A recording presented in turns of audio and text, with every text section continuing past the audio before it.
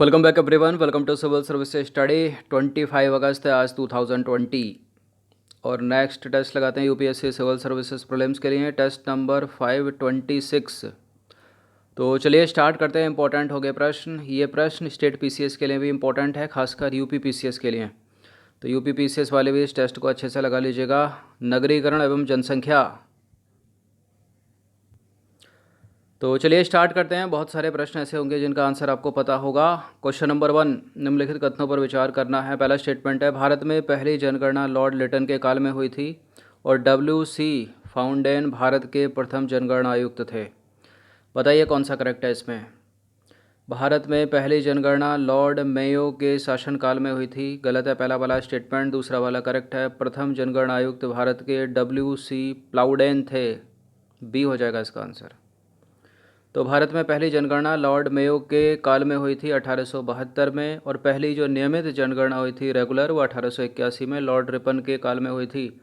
इन दोनों का नाम अलग से याद रखिएगा, पूछ लेते हैं। भारत में प्रथम जनगणना आयुक्त का नाम भी याद रखना है आपको, W.C. प्लाउडेन। क्वेश्चन नंबर 2 है, 2011 की जनगणना की थीम बता दीजिए क्या है। Our census our future, option number B है इसका आंसर। तो जनगणना 2011 की theme our census our future थी। इसका शुभंकर एक प्रगणक शिक्षिका को बनाया गया था। क्वेश्चन नंबर 3 पर आ जाइए। निम्नलिखित कथनों पर विचार करना है। दो स्टेटमेंट है यहाँ पर, बताने के इनमें से कौन सा करेक्ट है। पहला स्टेटमेंट है, भारत की जनसंख्या America, Indonesia, Japan, Pakistan, Bangladesh की कुल सम्मिलित जनसंख्या से भी अधिक है।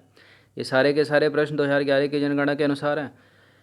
अभी तक तो, क्योंकि अब 2021 में होगी तो तब सारे के सारे प्रश्न 21 में आएंगे उससे रिलेटेड। देखिए, जिनकी उम्र 5 वर्ष या उससे अधिक है तथा जो किसी भाषा को पढ़ने तथा लिखने में सक्षम है, उनको साक्षर माना गया है। क्या आपको लगता है भारत की जनसंख्या America, Indonesia, Japan, Pakistan, Bangladesh की कुल सम्मिलित जनसंख्या से अधिक रही होगी? करेक्ट है। दूसरा वाला गलत है, क्योंकि जिनकी उम्र 7 वर्ष या उससे अधिक है, 5 वर्ष नहीं, गलत है दूसरा वाला स्टेटमेंट, केवल एक। तो जनगणना के अंतिम आंकड़ों के अनुसार भारत की जनसंख्या कितनी है 2011 के अनुसार? 121 करोड़ लगभग। अब तो 150 करोड़ के लगभग या ऊपर होगी। देखिए, यह जनसंख्या America, Japan, Bangladesh, Indonesia, Pakistan, ये दो बार क्या हो गया ये, हटाते हैं इनको। देखिए, अमेरिका, जापान, बांग्लादेश, इंडोनेशिया और पाकिस्तान की सम्मिलित जनसंख्या से अधिक है। तो पहला स्टेटमेंट करेक्ट था, दूसरा गलत था, क्योंकि जिनकी उम्र 7 वर्ष या उससे अधिक तथा जो किसी भाषा को पढ़ने तथा लिखने में सक्षम है, उनको साक्षर कहा जाएगा। तो 7 वर्ष से अधिक है, 5 वर्ष नहीं है ये।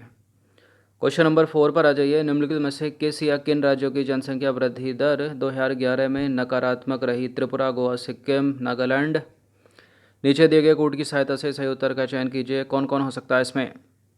केवल नागालैंड है बस, इसमें और कोई नहीं है। तो देखिए, जनगणना 2011 के अनुसार नागालैंड एकमात्र राज्य है जिसकी जनसंख्या वृद्धि दर नकारात्मक रही, जबकि पिछले दशक में यह सर्वाधिक जनसंख्या वृद्धि दर वाला राज्य था, नागालैंड। क्वेश्चन नंबर 5 पर आ जाइए। जनगणना 2011 के संदर्भ में निम्नलिखित कथनों पर विचार करना है। 3 स्टेटमेंट है यहाँ पर, बताना है कि इनमें से कौन सा करेक्ट है। पहला स्टेटमेंट है, पुरुषों की आबादी में 17% तथा महिलाओं की आबादी में 18% की वृद्धि दर्ज की गई। भारत की जनसंख्या विश्व की कुल जनसंख्या का 17.5% है। सबसे कम लिंगानुपात वाला केंद्र शासित प्रदेश दादर नगर हवेली है। कौन सा इसमें सही है? देखिए, जो पहला स्टेटमेंट है वो करेक्ट है, जो दूसरा स्टेटमेंट है वो करेक्ट है, तीसरा वाला इनकरेक्ट है, क्योंकि जनगणना 2011 के अनुसार सबसे कम लिंगानुपात वाला जो राज्य है वो हरियाणा है, और यहाँ बात हो रही है केंद्र शासित प्रदेश की या राज्य की, तो वो दमन द्वीप है, दादर नगर वाली हवेली नहीं है। थर्ड को एलिमिनेट करके इसका आंसर लगा दीजिए, ऑप्शन नंबर बी, केवल 1 और 2। तो देखिए, जनगणना 2011 के अनुसार देश में पुरुषों की आबादी में 17% और महिलाओं की आबादी में 18% की वृद्धि दर्ज की गई। भारत की जनसंख्या विश्व की कुल जनसंख्या का 17.5% है। केंद्र शासित राज्यों में सबसे कम लिंगानुपात जो है दमन द्वीप का है, 618, और उसके बाद दूसरे स्थान पर देखा जाए तो चंडीगढ़ का 818 है, और राज्यों में देखा जाए तो हरियाणा का सबसे कम है। क्वेश्चन नंबर 6 पर आ जाइए। जनगणना 2011 के संदर्भ में निम्नलिखित कथनों पर विचार करना है। पहला स्टेटमेंट है 2011 की जनगणना के अनुसार सर्वाधिक जन घनत्व वाला राज्य पश्चिम बंगाल है। 2011 की जनगणना के अनुसार उत्तर प्रदेश का जन घनत्व केरल और हरियाणा से अधिक है। 2011 के अनुसार भारत का कुल जन घनत्व 384 व्यक्ति प्रति वर्ग किलोमीटर है। बताइए।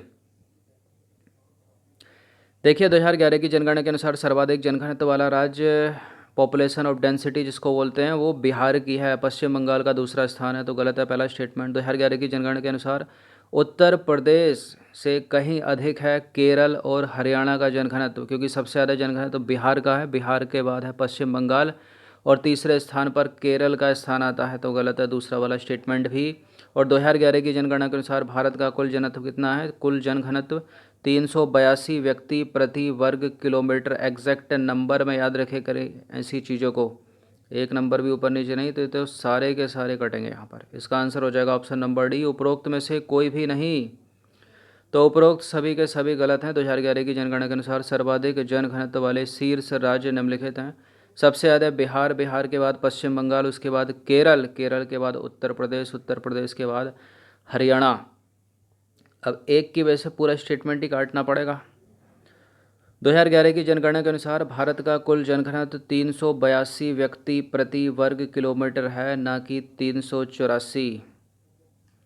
क्वेश्चन नंबर 7 पर आ जाइए। जनगणना 2011 के अनुसार विभिन्न धर्मों के लिंगानुपात में कौन सा क्रम सही होगा?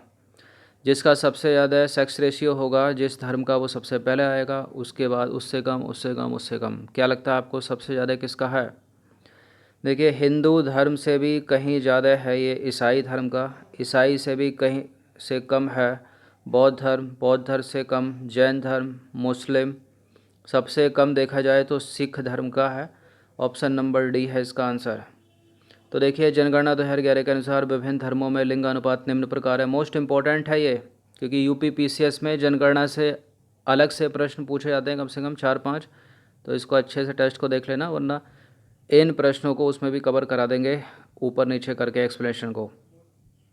तो ईसाई धर्म का जो लिंगानुपात है 1023 है, उसके बाद बौद्ध धर्म 965, उसके बाद जैन धर्म 954, फिर मुस्लिम 951, हिंदू 939 और सबसे कम है सिख धर्म। तो सबसे अधिक याद रखिए आप और सबसे कम भी याद रखिए, लेकिन क्वेश्चन तो इनमें से ही बनाते हैं ना एग्जामिनर टफ करने के लिए, तो इनको भी लिख लिख कर याद कर लीजिए इसको। क्वेश्चन नंबर 8 पर आ जाइए। निम्नलिखित कथनों पर विचार करना। 3 स्टेटमेंट है यहाँ पर, बताने कि इनमें से कौन सा करेक्ट है। पहला स्टेटमेंट है भारत में सर्वाधिक नगरीय वृद्धि दर 2001 से 11 के दशक में रही। वर्तमान में नगरीकरण की प्रक्रिया धीमी हो रही है। 10 लाख से अधिक जनसंख्या वाले महानगरों की संख्या 53 है, 53 है। बताइए कौन सा करेक्ट है इसमें? तो बताइए इसका आंसर क्या होगा। देखिए भारत में सर्वाधिक नगरीय वृद्धि दर 2001-11 के दशक में कम रही, गलत है। पहला स्टेटमेंट गलत है। 71-81 के दशक में कम रही थी। वर्तमान में नगरीकरण की प्रक्रिया धीमी हो रही है, करेक्ट है दूसरा स्टेटमेंट। 10 लाख से अधिक जनसंख्या वाले नगरों की संख्या 53, ये भी सही है। तो 2 और 3 सही हो गए, इसका आंसर हो जाएगा ऑप्शन नंबर सी। तो देखिए भारत में सर्वाधिक नगरी जो वृद्धि है 46% जो कब रही, वो 46% 1971 और 81 के दशक में दर्ज की गई, तो गलत हो गया पहला स्टेटमेंट। वर्तमान में नगरीकरण की वृद्धि दर 3% है, जो नगरीकरण की प्रक्रिया के धीमी होने का परिणाम है, प्रमाण है, साक्ष्य है मतलब। 2011 की जनगणना के अनुसार 10 लाख से अधिक जनसंख्या वाले महानगरों की संख्या 53 हो गई है, तो करेक्ट है दूसरा, तीसरा पहला हो गया इनकरेक्ट। क्वेश्चन नंबर 9 पर आ जाइए। प्रधानमंत्री अमृत योजना से रिलेटेड कुछ स्टेटमेंट है यहाँ पर। देखिए अमृत योजना के अंतर्गत शहरों को बुनियादी सुविधाएं प्रदान करने का लक्ष्य रखा गया है। यह उन पहाड़ी इलाकों तथा द्वीपों पर भी लागू होगी जहाँ पर्यटन का स्कोप ज़्यादा है। यह योजना उन क्षेत्रों में भी लागू होगी जहाँ से छोटी नदियाँ निकलती हैं तथा जिनकी जनसंख्या 1 लाख से अधिक है। अच्छा कब की है योजना? ये 2018 की योजना है, और ये तीनों के तीनों स्टेटमेंट जो हैं वो करेक्ट हैं। इसका आंसर हो जाएगा ऑप्शन नंबर डी 1, 2, 3। तो उपरोक्त सारे के सारे करेक्ट हो गए। अमृत योजना के अंतर्गत शहरों को बुनियादी सुविधाएं प्रदान करने का लक्ष्य रखा गया है। यह उन पहाड़ी इलाकों तथा द्वीपों पर भी लागू होगी जहां पर्यटन का स्कोप ज़्यादा है। और यह प्रावधान भी है इसमें कि जो राज्य बेहतर ढंग से इस परियोजना को आगे बढ़ाएंगे उनके लिए बजट में 10% तक का आवंटन किया जाएगा। इसकी यहाँ आवश्यकता नहीं है, ये पूरा स्टेटमेंट तभी मिलेगा। देखिए, यह योजना उन क्षेत्रों में भी लागू होगी जहाँ छोटी से छोटी नदियाँ निकलती हैं तथा जिनकी जनसंख्या 1 लाख से अधिक है, उनके लिए भी। तो यहाँ ये चीज़ स्टेटमेंट बदल के 10 लाख कर सकते हैं, तो 1 लाख तक सही हो जाएगा वो। क्वेश्चन नंबर 10 पर आ जाइए। निम्नलिखित कथनों पर विचार करना है। 3 स्टेटमेंट है यहाँ पर, बताना है कि इनमें से कौन सा करेक्ट है। पहला स्टेटमेंट है 2011 की जनगणना के अनुसार सर्वाधिक लिंगानुपात वाला राज्य केरल है। 2011 की जनगणना के अनुसार सबसे कम लिंगानुपात वाला राज्य हरियाणा है। 2011 की जनगणना के अनुसार उत्तराखंड का लिंगानुपात उत्तर प्रदेश से बेहतर है, यानी अच्छा है। अच्छा है या कम है? देखिए, यूपी से तो ज़्यादा ही है। यूपी का 912 है और उत्तराखंड का है 963। हरियाणा का सबसे कम है, करेक्ट है ये स्टेटमेंट। और बाकी 1000 से ऊपर है केरल का, तो सभी को पता होगा। 1 2 3 डी सभी के सभी सही हैं ये। तो इन राज्यों का लिंगानुपात देख लीजिए, इस प्रकार है। केरल का 1084 है 2011 की जनगणना के अनुसार। हरियाणा का 879 है। उत्तराखंड का 963, जो कि यूपी से ज़्यादा है। यूपी का 912 है, याद रखिएगा। तो ये 10 प्रश्न थे इम्पोर्टेंट जनगणना से रिलेटेड। अच्छे से इसका रिवीजन कम से कम एक बार तो देख लीजिएगा। धन्यवाद। कोर्स कंप्लीट होने की तरफ है ज्योग्राफी का, ये ज्योग्राफी का पार्ट है देखा जाए तो।